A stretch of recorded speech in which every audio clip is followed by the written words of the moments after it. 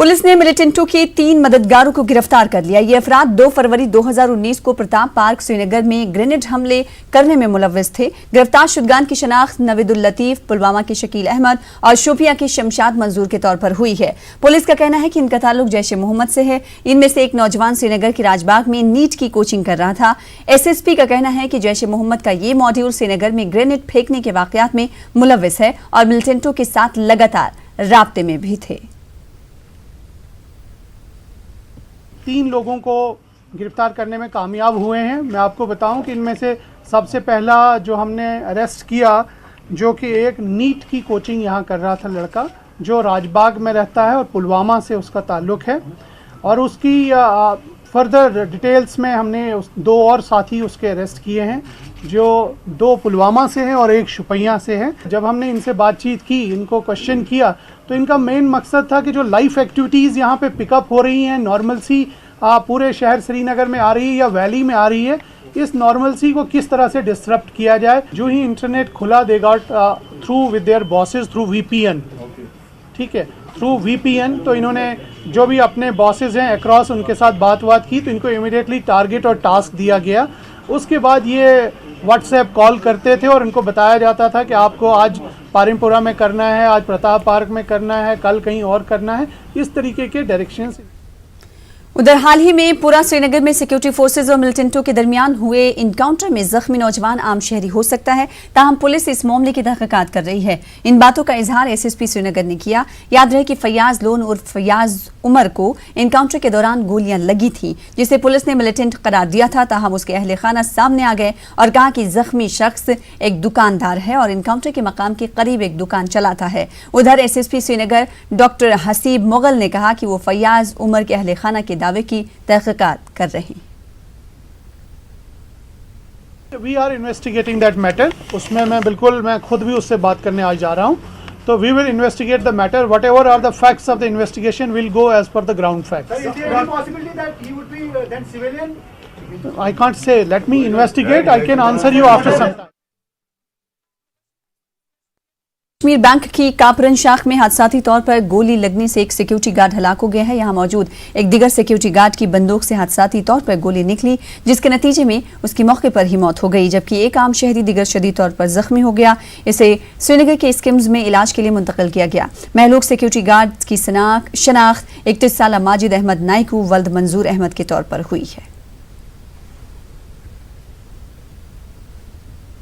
आगे बढ़ेंगे। कुपवाड़ा के अब्दुल बासित की जयपुर में एक अस्पताल में मौत हो गई है। अब्दुल बासित जयपुर में केटरिंग का काम करता था। बताया जाता है कि चंद अफराद ने उसके साथ मारपीट की थी। तशद्दुद की वजह से बासित कोमा में चला गया था। बासित की मौत से उसके आबाई इलाके कुनन कुपवाड़ा में मातम का माहौल है। बासित पर हमला क्यों किया गया था, इसकी वजह का पता नहीं चल सका है। जयपुर में मौजूद कुछ कश्मीरियों में बासित की मौत पर गम गुस्सा पाया जा रहा है। इस बीच इंतजामिया का कहना है कि इस मामले में जरूरी कार्रवाई होगी। एक मुलजिम को गिरफ्तार भी किया गया है और मजीद की तलाश जारी है। उधर रुकने पार्लियामेंट पीडीपी फैयाज अहमद मीर ने इस वाकये पर अफसोस का इजहार करते हुए कहा कि हुकूमत को बासित के जज्द खाकी को कम अज कम उसके घर तक एयरलिफ्टिंग की सहूलत फराहम करनी चाहिए थी, ताकि उसे जल्द सुपुर्द खाक किया जाता। वाज़ेह है कि फैयाज मीर का ताल्लुक भी कुपवाड़ा जिले से ही है। ये बासित काम पे गया था। वहाँ से जब वापस आया काम से, तो रास्ते में इन 4-5 लड़कों ने इसको पकड़ा और सर में मारा है। वहाँ से आते समय इसने बोला है कि मुझे सर में दर्द हो रहा है, मुझे मारा है। बाकी लड़कों ने, इसकी साथियों ने उठाया है, तो इसको गाड़ी में बिठा के हॉस्पिटल आया है। तो इसकी उल्टी नहीं रुक रही थी, इसी की वजह से नहीं रुक रही थी कि इसको सर में लगी थी। डॉक्टर ने यह समझा कि इसने कुछ खाया है, तो इस बाद में इसको लगी थी, लगने की वजह से इसको उल्टी आ रही थी। बाद में जब इसकी सिटी स्कैन की तो पता चला कि इसको सर में ज़्यादा लगी थी। उस लगने की वजह से डेथ हो गया। हाँ, मसलू के बंदे थे। किसके? मसलू, कोऑर्डिनेट मसलू के बंदे। तो हमको हमारा ठेकेदार जो है वो फैसल है, उसने मसलू के पास हम 2 बंदों को भेजा। हम गए इसके काम पे, इसने हमको भेजा काम पे। शादी वादी खत्म होके इन्होंने ये आए हम गाड़ी में बैठने के लिए। जिस टाइम गाड़ी में बैठे वो कर रहा था, बासी ने दरवाजे को ठुक ठुक किया। जिस टाइम हम गाड़ी में बैठे, ड्राइवर अंदर सो रहा था, बासी ने दरवाजे को ठुक ठुक किया। वो लड़का जो मुंबई का था, उसने बोला दरवाजे को ठुक ठुक मत करो, मेरा दिमाग खराब हो रहा है। बासी ने बोला नहीं, मैं थक गया हूँ बहुत, मुझे अंदर बैठना है। उसी की वजह से उसने बासित का कॉलर पकड़ लिया और 2 बंदे आए उधर से, उन्होंने बासित को पकड़ लिया, दोनों बाजू उसकी पकड़ लिया और एक बंदा उसको बार बार सर पे पीट रहा था। कौन था वो जो मारने वाला था? सर मुंबई का, उसका नाम आदित्य है सर। क्यों मारा, मतलब आपसी झगड़े में मारा? आपसी में ही सर। और कोई वजह थी? कोई वजह नहीं हुई थी सर। तो अभी उन लोगों के बारे में आपने FIR कराई? यस सर, FIR करवाई। जो उनका ठेकेदार है वो अलग से मुझे धमकी दे रहा है, अगर तूने रिपोर्ट वापस नहीं ली, धमकी, ओ रिपोर्ट वापस नहीं ली, एक हाल तूने देखा, अब तुझे भी हम नहीं छोड़ेंगे। ये केटरिंग वाले बच्चे हैं जो प्रोग्राम समाप्त करके और केटरिंग का काम फिनिश करके वापस अपने निवास स्थान पे आने के लिए कोई प्याजों के अंदर जो इनके साथ था उसमें शीशा बजाने या ड्राइवर को दगाने की बात इनकी कहा सुनी गई। उसमें एक लड़के ने उसके सिर में गुस्सा मारा, वहाँ से ये लोग आ गए। फिर वो बच्चा जब यहाँ हसनपुरा में कहीं कुछ होटल में रहते हैं, वहाँ उसको उल्टी होने की शिकायत थी। उल्टी होने की शिकायत थी तो वहाँ इसको SMS उसमें भर्ती कराया, जहाँ उसका इलाज चला। और कल उसका मुकदमा दर्ज हुआ था, उसमें एक गिरफ्तारी हो चुकी है और रात को इसकी डेथ हो गई थी मृत्यु के दौरान, इलाज के दौरान। तो इसमें बाकी कार्रवाई चल रही है। पुलिस की तरफ से किसी प्रकार कोई ढिलाई नहीं है, एकदम त्वरित कार्रवाई चल रही है। तब किसे गिरफ्तार किया गया और कैसे नामजद बताया गया, उसके बारे में कुछ एविडेंस वगैरह जो है सपोर्टिंग मिले? इन्होंने अपनी FIR में नाम किसी का नहीं बताया, केवल ठेकेदार का नाम बताया, फलान ठेकेदार के 2 लड़के, उसके 1 लड़के। इस आधार पे हमने इसे पूछताछ करके बातचीत करके उस आधार पे आदित्य को किया है। बाकी तो कुपवाड़ा जिले के कुनन इलाके के रहने वाले बासित नामी नौजवान की राजस्थान में मारपीट और हलाकत के खिलाफ उनके आबादी इलाके में जबरदस्त एहतजाज हुआ। इस वाक़े की खबर फैलते ही पूरे इलाके में सफ़े मातम बिछ गया। लोगों ने इस वाक़े के खिलाफ जबरदस्त एहतजाज किया और इस कत्ल के वारदात में मुलविस अफराद की फौरी गिरफ्तारी और सख्त सजा की मांग की। बासित अपने अहले खाना का वाहिद कमाऊ था, उसके वालिद पहले ही फौत हो चुके हैं। बासित के लाहिकीन का कहना था कि उनके पास आमदनी का कोई जरिया नहीं है। इसकी वालिदा अपने लख्ते जिगर के खोने से खून के आंसू रो रही है। बासित अपने पीछे अपनी वालिदा और 4 बहनें छोड़ गया है। मदीन नामी लड़का ये 11th में पढ़ रहा था, तो ये 2-4 लड़के जॉब करने के लिए गए। इसका जो फादर है वो फौजी में था और उसकी डेथ 2012 में हुई। और हमने जब सुना कि इसको हॉस्पिटलाइज कराया गया, तो जब इसके दोस्तों ने हमें बताया कि इसको 5-6 लोकल रेजिडेंट्स ने पीटा और ऐसे पीटा कि इसको इमरजेंसी ICU में शिफ्ट कराया गया, जहाँ पर इसको इमरजेंसी सर्जरी कराई गई। सर्जरी कराने के बाद इसकी कल नहीं परसों इसकी रात के 10 बजे सर्जरी हुई और 12 घंटे बाद इसका इंतकाल हुआ। पूरी आवाम अब यही चाहती है कि इनको ऐसी सजा दी जाए, ऐसी कि दोबारा ये वाक़ा ना आए। इससे पेरेंट जो है इनसिक्योर महसूस करते हैं कि यहाँ पर जो बच्चे पढ़ने जाते हैं तो वो इनसिक्योर फील करते हैं। अगर फिलहाल मैं PG कर रहा हूँ, मैं भी ये चाहता था कि मैं बाहर की यूनिवर्सिटी में एडमिशन करूँ, लेकिन अब इस चीज़ों से हमें डर लगता है। वहीं कांग्रेस लीडर सलमान निजामी ने जयपुर में कश्मीरी तालिब इल्म बासित की मौत की शदीद मजम्मत की। निजामी ने कहा कि उन्होंने राजस्थान के वजीर आला अशोक गहलोत से कश्मीरी तलबा की हिफाजत के हवाले से बात की है। इन्होंने यकीन दिलाया कि राजस्थान में मुसलमानों और खास तौर से कश्मीरियों की हिफाजत का ख्याल रखा जाएगा। वजीर आला ने सलमान निजामी से कहा कि मुलजिम को गिरफ्तार किया गया है और अमन में खलल डालने वालों के खिलाफ सख्त कार्रवाई करने की यकीन दहानी भी कराई।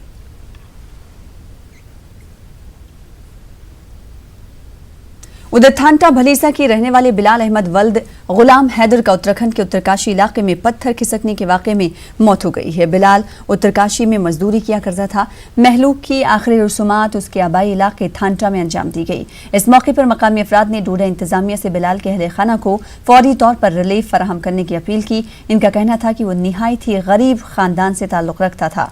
इस दौरान साबिक MLA अंदरवाल गुलाम मोहम्मद सरूरी ने महलूक के लवाहिकीन को ताज़ियत पेश की। इन्होंने इंतजामिया से लवाहिकीन को एक्स ग्रेशिया फराहम करने की अपील की।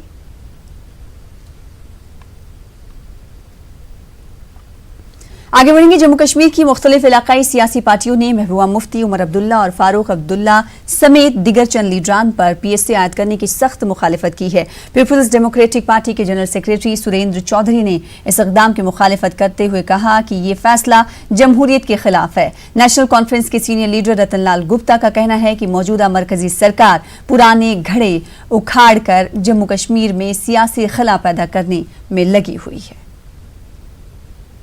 जी हों, चाहे उमर साहब हों या और भी जो भी लीडर जिनके ऊपर अब इन्होंने कल PSA लगाया और सुना कि और लोगों के ऊपर भी ये PSA लगाने जा रहे हैं, इसको हम स्ट्रॉन्गली कंडेम्ड करते हैं, क्योंकि डेमोक्रेसी के अंदर इन चीज़ों की कहीं जगह ही नहीं है। अगर आप डेमोक्रेसी है, विचारों के मतभेद हो सकते हैं, लेकिन उन मतभेदों को बातचीत से मिटाया जा सकता है। लेकिन हम किसी को बंद करके जेलों में डाल के फिर हम कहेंगे कि हिंदुस्तान की डेमोक्रेसी बड़ी स्ट्रॉन्ग हो रही है, तो मैं इस चीज़ को नहीं मानता। अगर हिंदुस्तान की डेमोक्रेसी को अगर आपने स्ट्रॉन्ग करना है और largest democracy in the world है, तो तब आपको कहीं ना कहीं थोड़ा सा बातचीत के ऊपर, नेगोशिएशन के ऊपर, टेबल्स के ऊपर आना पड़ेगा। खाली दिल्ली से बैठ के आप फैसले सुनाएंगे तो उन फैसलों से जम्मू कश्मीर के हालात ठीक होने वाले नहीं हैं। डिक्टेटराना रवैया इन्होंने इख्तियार किया हुआ है और हम नेशनल कॉन्फ्रेंस इसको स्ट्रांगली कंडेम करती है कि बिना किसी कसूर के, बिना किसी बात के इन्होंने ये PSA लगाया है। हम तो इसको सिरे से नकारते हैं और ज़बरदस्त कंडेम करते हैं। नहीं, हम कहते हैं इनको छोड़ना चाहिए, जितने भी पॉलिटिकल वर्कर इन्होंने रखे हुए हैं। डेमोक्रेसी का ये तकाजा है। आप एक साइड पे कह रहे हैं कि हिंदुस्तान की डेमोक्रेसी जो है दुनिया में मशहूर है, दुनिया में है, और आज डेमोक्रेसी की ही हत्या हो रही है। डेमोक्रेटिक सिस्टम में ये ज़रूरी है कि जो पॉलिटिकल वर्कर हैं, पॉलिटिकल लीडर हैं, उनको छोड़ना चाहिए और छोड़ के वो डेमोक्रेसी के तौर पे जब बाहर आएँ, उनके साथ अपने वो साथियों के साथ सलाह मशवरा करें और जो रास्ता इख्तियार करना चाहें वो करें। उधर नेशनल कॉन्फ्रेंस ने पार्टी के नायब सदर उमर अब्दुल्ला और जनरल सेक्रेटरी अली मोहम्मद सागर पर PSA लगाने की सख्त अल्फाज में मजम्मत की। पार्टी के तर्जुमान इमरान नबी डार ने कहा न्यूज़ 18 से बातचीत करते हुए कि नेशनल कॉन्फ्रेंस हमेशा से अमन और यकजहती में एतमाद रखती आई है। इन्होंने उमर अब्दुल्ला की महरूसी से पहले किए गए आखिरी ट्वीट का हवाला भी दिया, जिसमें उन्होंने अमन की अपील की थी। होम मिनिस्ट्री की तरफ से, जिसमें उमर अब्दुल्ला साहब पे और जनरल सेक्रेटरी अली मोहम्मद सागर साहब पे PSA लगाया गया। ये न्यूज़ हमारे लिए एक शॉक की तरह आई है और नेशनल कॉन्फ्रेंस इसको इन अनइक्विवोकल टर्म्स कंडेम करती है इस मेजर को। और साथ ही साथ ये भी बताता चलूँ कि नेशनल कॉन्फ्रेंस ने हमेशा पीस एंड नॉन वायलेंस पे जो है मैसर रही है। उमर साहब ने जब लास्ट ट्वीट किया, जब उनको नज़रबंद किया गया, उनका आखिरी ट्वीट यही था कि उन्होंने अपील की थी लोगों को कि प्लीज़ मेंटेन काम, प्लीज़ मेंटेन पीस, और जो है और उसी शख्सियत पे आज PSA लग गया। मुझे लगता है इससे बड़ी आयरनी हो नहीं सकती। वहीं दूसरी जानिब जम्मू कश्मीर कांग्रेस का कहना है कि 3 साबिक वज़ीर आला और दिगर लीडरान पर PSA आयद करना गैर जमहूरी है। पार्टी के तर्जुमान आला रविंद्र शर्मा ने कहा कि इन लीडरान पर ही PSA लगाना गलत है और इसे फौरी तौर पर वापस लेकर उनकी रिहाई अमल में लाई जानी चाहिए। बार बार हमने पार्लियामेंट के अंदर और बाहर भी कहा है कि साबका मुख्यमंत्री हों, मेन स्ट्रीम पार्टीज़ के नेता हों, जिन्होंने देश के संविधान की हलफ उठाई, देश की जमहूरियत में हमेशा हिस्सा लिया, देश के झंडे के तहत इलेक्शन लड़े, उन लोगों को इस तरीके से आप कितनी देर तक पाबंद रखेंगे? उनकी विचारधारा, उनकी बात अलग हो सकती है, लेकिन ऐसे लोगों को इतनी देर तक पाबंद रखना, मैं समझता हूँ ये। वहीं बीजेपी के जम्मू कश्मीर नायब सदर डॉक्टर अली मोहम्मद मीर ने साबिक वज़ीर आला उमर अब्दुल्ला और महबूबा मुफ्ती पर PSA लगने के हवाले से सख्त रद्द-ए-अमल का इजहार करते हुए कहा कि जैसी करनी वैसी भरनी। बीजेपी लीडर ने कहा कि इन्हीं 2 लीडरों ने जम्मू कश्मीर में PSA कानून को जम्मू कश्मीर में मुतारुफ करवाया था और आज खुद इसके शिकार हो गए। जैसी करनी वैसी भरनी। जो आज से पहले 20 साल 25 साल जो लोगों पे मतलब ये ऐसा जुल्म पाया गया है, तो वो बेचारे भी परेशान थे उस वक्त, जो 6-6 साल 5 साल PSA में लगे हैं। जिन्होंने ये PSA लाया या कोटा लाया, वो आज खुद इस गड्ढे में गिर गए, तो इसमें क्या दोष है? शायद आपके पास नेट होगा, आप नेट खोलिए और वहाँ कोई कमेंट्स क्या आ रहे हैं। आज हर एक घर में ये आवाज़ गूंज रही कि भारतीय जनता पार्टी कुछ कर रही है, उन्हें कुछ करके दिखाया है। हम चाहते हैं कि जो यहाँ का गरीब और लोग दब गया है, उस गरीब और आदमी को हम कैसे उठाएं, इस गरीब सत्ता से कैसे उठाएं, ग्राउंड से कैसे उठाएं और उसको कैसे हम डेवलप करें। यही एक रास्ता है उनको डेवलपमेंट करने का। गांदरबल में 4000 से ज्यादा चिनार के पेड़ मौजूद हैं। चिनार के इन पेड़ों ने जिले की खूबसूरती और वकार को 4 चांद लगाए हैं। ताहम इस बेशकीमती वर्से के तहफ़्फ़ुज़ और मुस्तक़बिल के लिए इसे बचाए रखने के लिए जिला इंतजामिया लापरवाही का मुजाहरा कर रही है। हाल ही में गवर्नमेंट डिग्री कॉलेज के लिए इमारत तामीर करने के लिए हुकाम ने कई चिनार के पेड़ों को उखाड़ दिया। उनमें कई 100 साला पेड़ भी थे। लोगों ने इंतजामिया के इस इक़दाम पर एतराज़ जताया। वो इंतजामिया से इस अहम वर्से को बचाने की अपील भी कर रहे हैं। देखिए इस हवाले से हमारे नुमाइंदे गांदरबल से जावेद भट्ट की खास रिपोर्ट।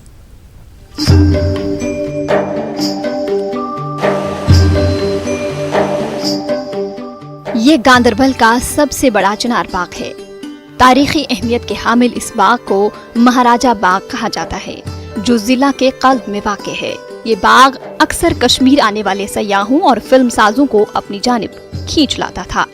यहाँ तक कि कई बॉलीवुड फिल्मों की शूटिंग भी इस बाग में हो चुकी है।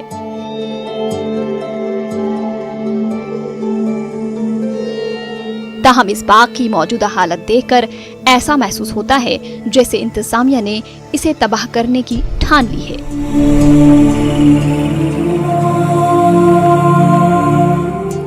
इससे कबल सेंट्रल यूनिवर्सिटी इंतजामिया ने इस बाग के अंदर आरजी कैंपस के लिए कंक्रीट इमारतें खड़ी की, जबकि मुस्तकिल तौर सेंट्रल यूनिवर्सिटी के लिए जिस अराजी की निशानदेही की गई थी वो कामकाज कहीं नजर नहीं आ रहा है। अब डिग्री कॉलेज की इंतजामिया इस बाग को तबाह व बर्बाद करने के दर पे नजर आ रही है। गुज़िश्ता कई रोज से यहाँ मिट्टी उठाने का काम जारी है, जिसकी वजह से सालों पुराने चिनार के पेड़ों की जड़ों को बुरी तरह नुकसान पहुंचा है। न्यूज़ 18 नुमाइंदे ने ये मामला जिला इंतजामिया की नोटिस में लाया तो उन्होंने यकीन दिलाया कि इस काम की वजह से हो रहे नुकसान का नोटिस लेकर मिट्टी उठाने का काम रोक दिया गया है। ताहम ताजुब की बात है कि न्यूज़ 18 टीम ने पाया कि दिन के उजाले में जेसीबीज के जरिए ये काम हनूज जारी है। उधर समाज के कई हलके जिला इंतजामिया के खामोश तमाशाई बनने के रवैये पर शदीद नुक्ताचीनी कर रहे हैं। हमें समझ नहीं आता है इन्होंने एक ही जगह को क्यों चुना। यहाँ पे जो डिग्री कॉलेज में डायरेक्टली मदर पे आऊँगा, यहाँ पे डिग्री कॉलेज जो है वहाँ पे एक हिस्टोरिकल प्लेस है चिनार की वजह से, जिसको महाराज बाग कहा जाता है। इन्होंने वहाँ पे ही काम स्टार्ट किया, वहाँ पे इस कैंपस को खड़ा किया सेंट्रल यूनिवर्सिटी को। हमें ये समझ नहीं आता अगर उन्हें एक्चुअल लैंड जो यहाँ पे प्रपोज किया था सेंट्रल यूनिवर्सिटी के लिए, वहाँ पे क्यों नहीं काम स्टार्ट किया। ये यहाँ पे क्यों अकड़े हुए हैं, यहाँ पे क्यों बिल्डिंगें तामीर होती है। आज एक नया यहाँ पे एक मनसूबा खड़ा हुआ इनकी ओर से, इन्होंने चिनारों को फिर से नुकसान किया और चिनारों को वहाँ पे बिल्कुल उखाड़ा जा रहा है जड़ से। आप वहाँ पे खुद देखिए कि वहाँ पे कितना नुकसान हुआ है। अगर इस जगह की हम बात करेंगे, इसके पीछे एक हिस्ट्री है।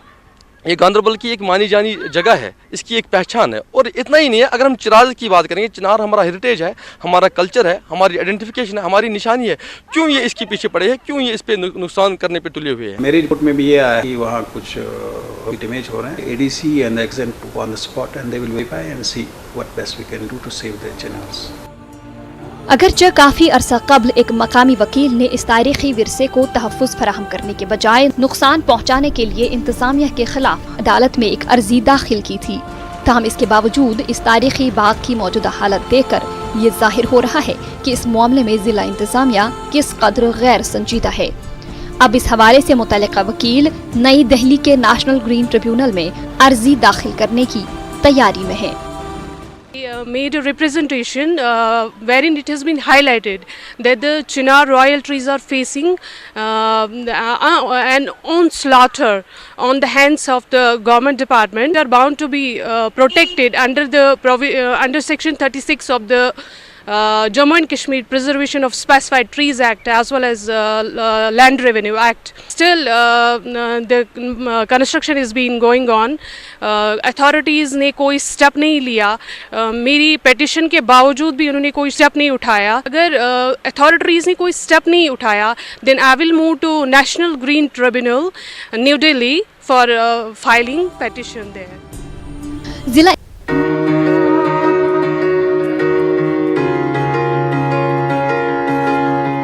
पटन की दारगाम में 1960 में इस गवर्नमेंट प्राइमरी स्कूल की बुनियाद पड़ी थी।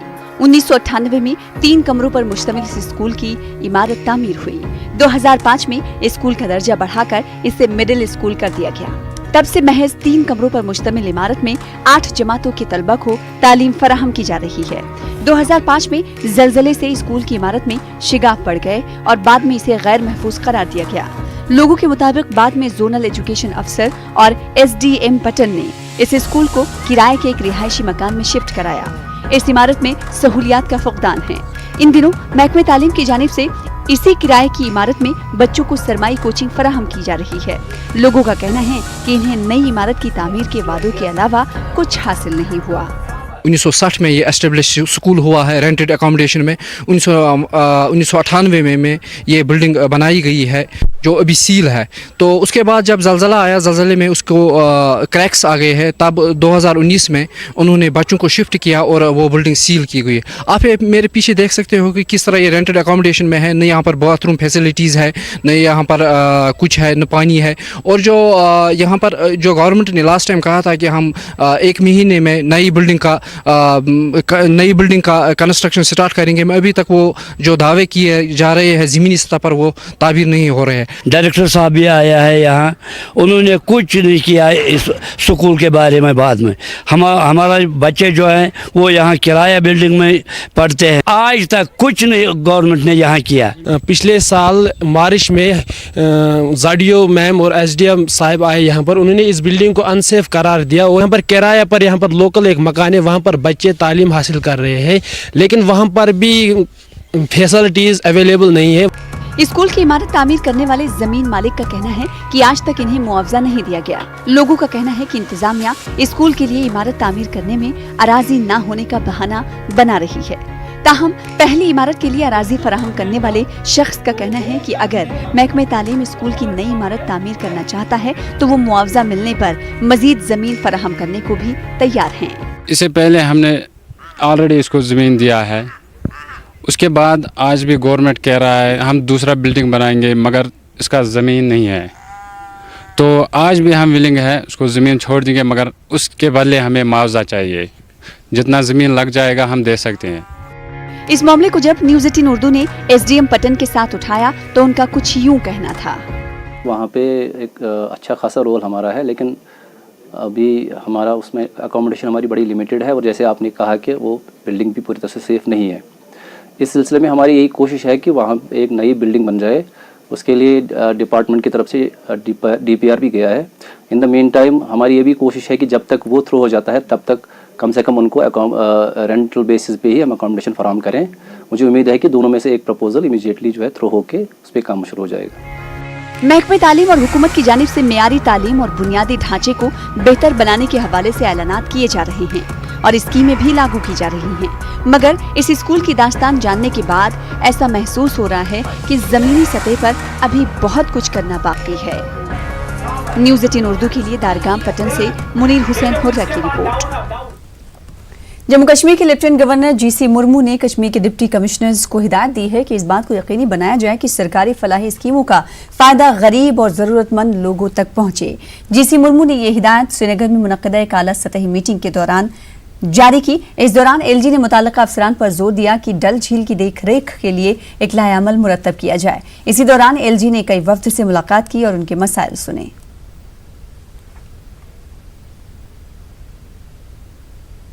लेफ्टिनेंट गवर्नर के मुशीर आर भटनागर ने सिविल और पुलिस इंतजामिया के कई सीनियर अफसरान के हमरा बारामुल्ला का दौरा किया। इन्होंने जिले की मजमूई तरक्की का जायजा लेने की गरज से एक मीटिंग का इनेकाद किया। एडीसी बारामुल्ला मोहम्मद अहसन मीर ने मुख्तलिफ तरक्याती प्रोजेक्टों की पेशरफ्त के बारे में जानकारी फराहम की। गवर्नर के मुशीर आर भटनागर ने मुताल्लिकीन पर जोर दिया कि अवाम की सहूलत के कामों को मुकर्ररा वक्त के अंदर मुकम्मल किया जाए। मुशीर ने एक मीटिंग मुनक्किद करके सिक्योरिटी सूरत हाल का भी जायजा लिया।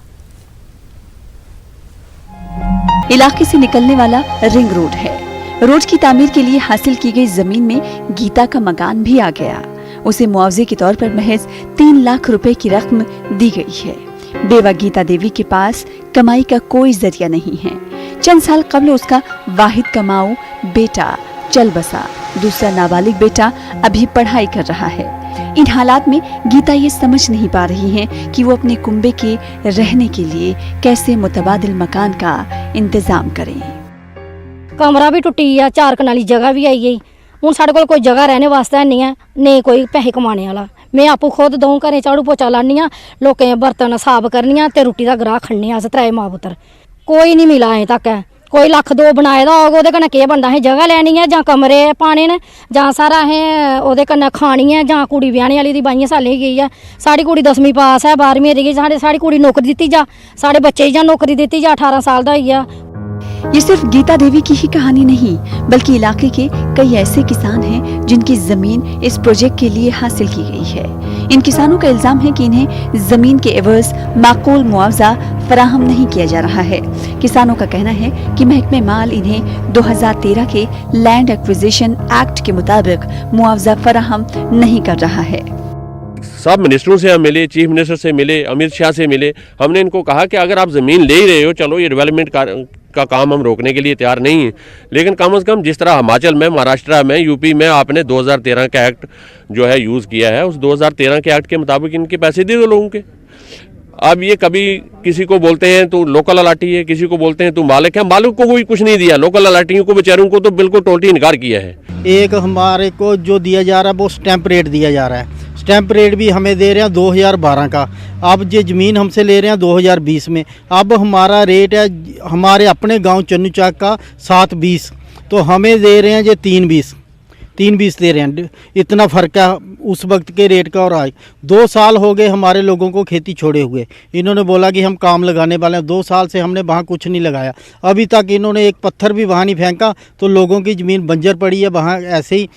या तो इनको कंपनसेशन के साथ साथ वो भी देना चाहिए इनको कुछ मुआवजा, कि जो आपकी ज़मीन खाली पड़ी है उसका भी हमें देना चाहिए। उधर जम्मू के डिविजनल कमिश्नर संजीव वर्मा का कहना है कि मुतासरा जमीन मालिकान को कानून के मुताबिक मुआवजा फराहम किया जा रहा है। इनका कहना है कि चूंकि ये मामला अदालत में जेर समाअत है, इसलिए अदालत के हुक्मनामे का इंतजार किया जा रहा है। जो कंपनसेशन की जो रिक्वायरमेंट्स हैं, जो उसमें एक्ट है, जो रूल है और जो इसमें कानून है, उसके मुताबिक उनको पूरी कंपनसेशन दी जा रही है। और जो एक्ट की बात कर रहे हैं वो एक्ट अभी नाफिज हुआ है। जब इनकी प्रोसेस था वो कंप्लीट हो चुका है। 2016, 17, 18 में ये प्रोसेस कंप्लीट हो गया है, तो कानूनी तौर पे हम कंपनसेशन हुई दे पाएंगे जो हम दे सकते हैं। अलबत्ता इन्होंने रेफरेंस भी कोर्ट में किया है, वो ज़ेरे कानून रेफरेंस परमिसिबल है। और उसमें अगर इसमें जो भी मुआवजा होगा वो ज़ेरे कानून दे चुके हैं और रेफरेंस में केस जा चुका है। चूँकि सब जुडिस है तो मेरा बोलना ज़्यादा ठीक नहीं है। वाज़ेह है कि लगभग 60 किलोमीटर मुसाफत वाला ये रिंग रोड 2023 करोड़ रुपए की लागत से तामीर किया जा रहा है। रोड की तामीर के लिए 1800 किसानों से जमीन हासिल की गई है। न्यूज़ 18 उर्दू के लिए जम्मू से समीर भट्ट की रिपोर्ट। हरीसा कश्मीर में मौसम सरमा की एक मकबूल ग़िज़ा है। अब ये रेड़ी वालों के पास भी दस्तयाब है।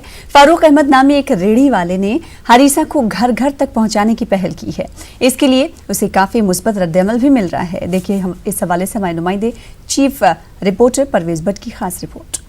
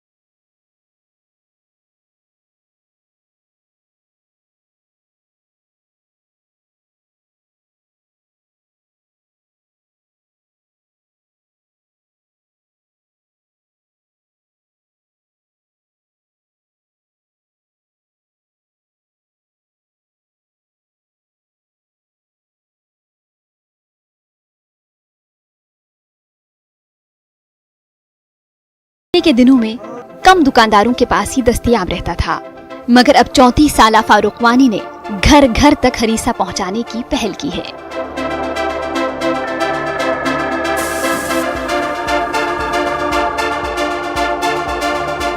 फारूक अपनी रेढ़ी लेकर शहर श्रीनगर के मुख्तलिफ मकामात का चक्कर लगाते हैं। फारूक का कहना है कि अभी तक इन्हें काफी मुस्बत रद्द अमल देखने को मिला है। वानी का कहना है कि इनका फरोख्त करदा हरीसा दुकानों में मिल रहे हरीसे से किसी सूरत में कम नहीं है।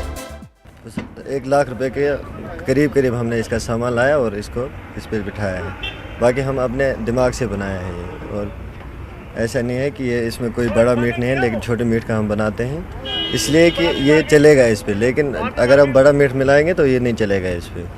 बाकी तो इसमें कोई ये नहीं है, मतलब कोई बोलता मिलावट है, उसके बिना है ये। इस पर चेक भी हुआ है 2-3 बार और ये 4वीं बार कर रहे हैं। हमारे को हो गए इसके साथ 2 महीने। 2 महीने से पहले निकाला है, 2 महीना आज तक हो गया। निकालेंगे 2 महीना, 15 अप्रैल के बाद बंद करते हैं। तो मांग अच्छी है? मांग अच्छी है, हर जगह। ज़्यादा हम लाल चौक में बैठते हैं।